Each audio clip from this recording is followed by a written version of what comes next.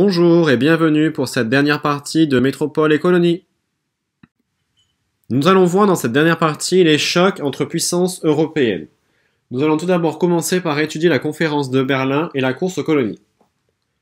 Cette conférence réunit à Berlin les représentants de 14 pays européens de novembre 1884 à février 1885. Elle a pour but de régler pacifiquement les litiges relatifs aux conquêtes coloniales en Afrique et elle impose le principe de la présence effective pour reconnaître une annexion. Sur le dessin à droite, vous pouvez voir une dénonciation de la conférence de Berlin. En effet, l'Afrique est représentée sous forme de gâteau et les différents représentants européens sont attablés pour se partager ce continent. L'expansion coloniale s'accélère à partir des années 1880-1890 et il y a une concurrence entre les métropoles européennes pour avoir un maximum de colonies. On utilise l'expression de la course aux colonies pour parler justement de cette expansion et de cette volonté d'avoir un maximum de territoire en sa possession. Par exemple, les Français s'emparent de l'Afrique de l'Ouest et de l'Indochine. Les Britanniques colonisent le Sud et une grande partie de l'Afrique ainsi que l'Empire des Indes. Les Belges dominent le Congo. L'Italie s'empare, elle, de la Libye et de la Somalie, tandis que l'Allemagne prend le Cameroun. La carte postale en bas à gauche illustre justement cette course aux colonies pour savoir à qui appartiendra le Maroc. Pour finir, nous allons voir le choc des impérialismes.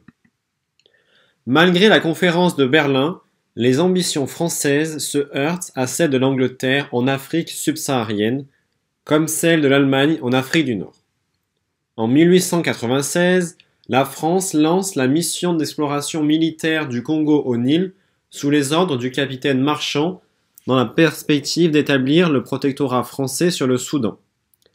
Arrivée en 1898 à Fashoda, elle est rejointe 3 mois après par l'expédition militaire anglaise de Lord Kitchener qui remonte le Nil à la conquête du Soudan. La carte ci-contre vous montre l'expédition à travers l'Afrique d'ouest en est, entreprise par les Français sous les ordres de Marchand, et l'arrivée par le nord de l'Angleterre avec Kitchener et la crise à Fashoda.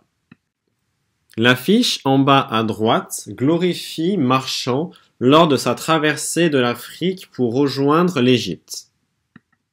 L'année 1898 est marquée par la crise de Fashoda, mais pour éviter la guerre, le gouvernement français négocie et décide de renoncer à toute mainmise sur l'Afrique de l'Est au profit de l'Angleterre. Mais l'Afrique connaît d'autres crises. Par exemple, il y a la confrontation entre la France et l'Allemagne au sujet du Maroc.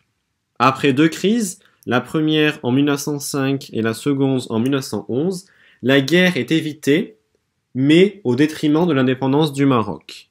En effet, un traité franco-allemand reconnaît le protectorat français sur le Maroc en 1911. En contrepartie, la France donne des territoires du Congo rattachés à la colonie allemande du Cameroun.